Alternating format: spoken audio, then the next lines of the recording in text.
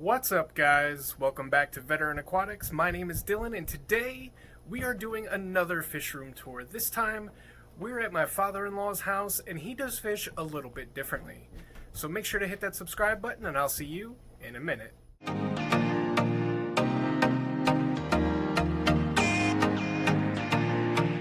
So we're going to start right here. As soon as you come downstairs into his basement, you're hit with the Furt's fish tank. Now, he doesn't have a traditional fish room in that everything is together. It's on nicely built, even racks. It's kind of almost hodgepodge together, and I'll explain why his tanks are different here in just a second. So first, you'll notice this is a beautifully planted tank with some really nice Corydoras. These are ones that he's bred himself. And if we back up,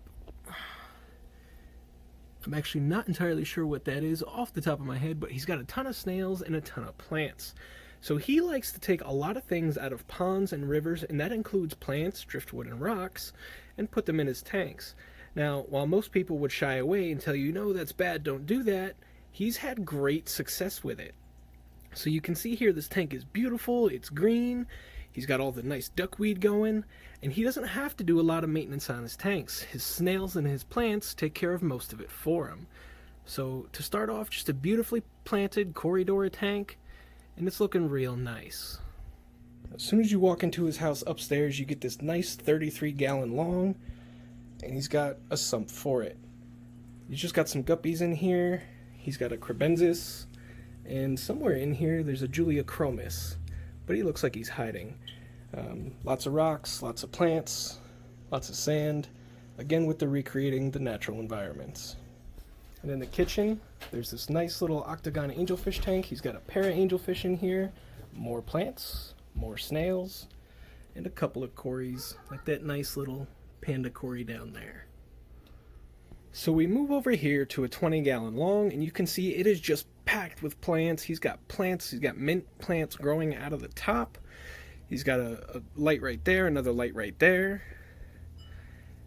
And in here, it looks like we've got some tetras and more snails, but you can see just how densely planted this tank is. There are just plants everywhere,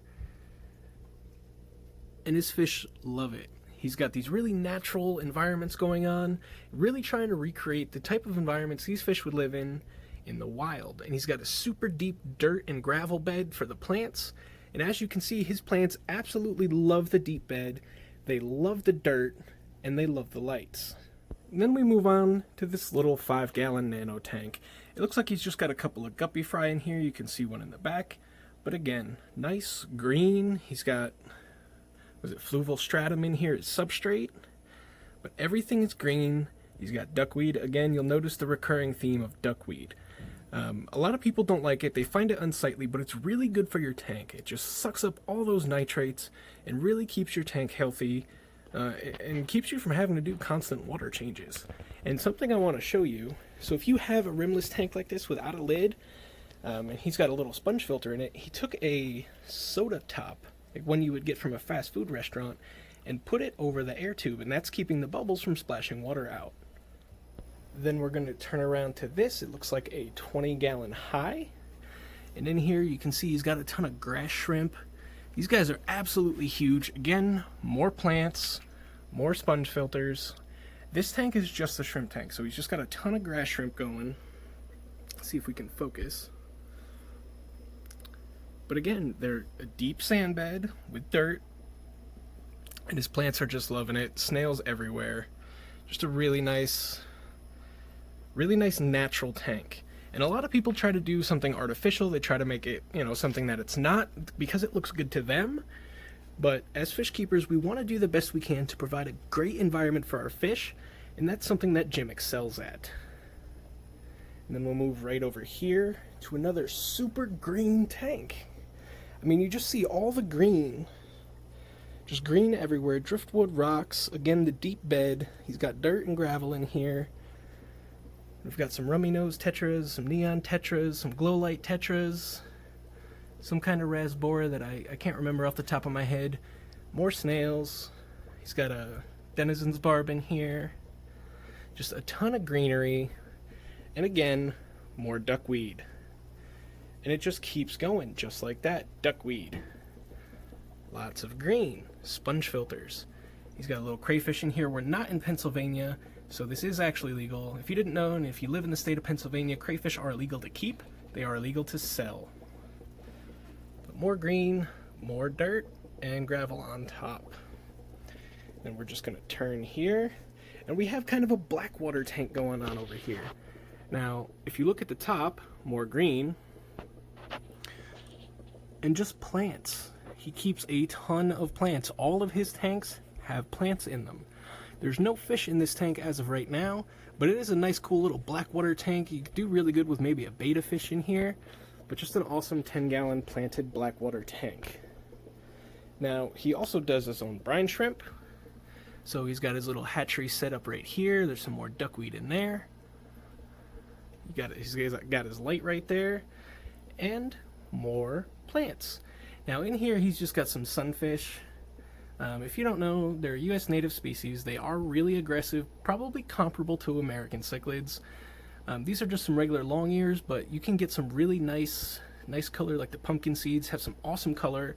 And if you're looking for a cold water tank for a U.S. native fish, a couple of sunfish make a really nice tank. They do get pretty big, they're very aggressive and territorial, so you'll need a bigger tank. He's just growing them out in here. But again, duckweed and plants. Now, up until now, there's been no CO2 in any of these tanks. This is the only tank that he's running CO2. And again, he's got mint plants coming out the top, more duckweed, and a bunch of plants. This is a nice acrylic planted guppy tank. You can see these guys are absolutely huge. Like I don't think I've seen guppies like that. Female guppy is probably 3 inches long. She's a monster. More snails, more fluval stratum it looks like, and just a lot of plants. So he does his best, like I said, to recreate the natural environments that these fish live in. Lots of plants he's trying to make it an ecosystem essentially. So when he builds his tanks, they all go for ecosystems. And that is a half beak. They are a kind of obscure live bear that you don't see too much. And of course it's going to hide now that I tried to record it. But they're cool. They're little top feeders, little live bears. He's got some more Corydoras in here, more sponge filters, more plants.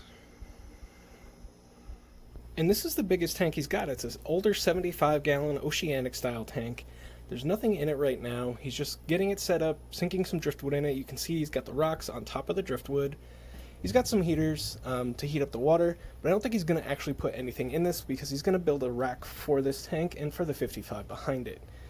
So let's go ahead and look at this 55. If you look at top left corner, snails. Bottom, snails. He's got all these mystery snails. They just keep breeding, and he's got tons of them. And some of them actually have some really nice color. I've seen purples, I've seen blues, I've seen tans. He's got some nice little koi angels in here. He's got some cherry barbs. And just look at all the snails.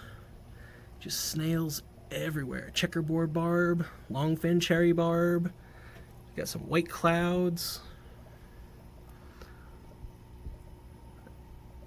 Angels, candy cane tetra. Just nice community tanks. This one has less plants. It's more of a driftwood oriented tank. Last time I was here, this was all green. Odds are the light's probably cooking it a little too much, but it was nice and green coming off of that little fountain, which was really cool. You can see he's got like the slate there he put there to hold the fountain up, and it comes out really nice. And up here we have a little 2.5-gallon tank that is absolutely packed with plants. It's just a little shrimp tank. You can see here we got some little shrimps. Believe it or not, that's actually grass from outside. Like I said, he keeps fish a little differently. He will try things even though somebody tells him not to. He will do things that most people will not do because he wants to try it and see if it works for himself. He has gotten terrestrial plants to grow submerged, which is actually really cool.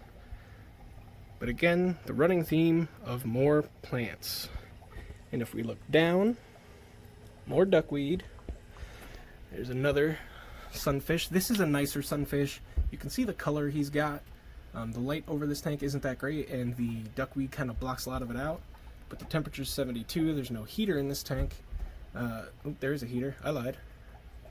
But a little bit smaller. But again, a nice little sunfish in a kind of a natural North American pond setup, if you would. Then over here, just a nice little metal frame tank. These are like the old retro metal frame, you know, slate bottom tanks. This one's probably a 5-gallon, I would say.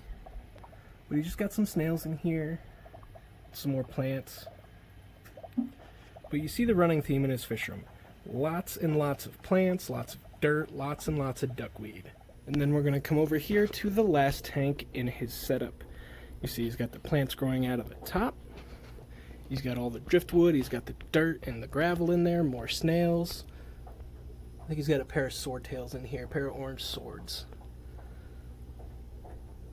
But he grows some of these plants from bulbs, like you can see the bulb still on the bottom of that one.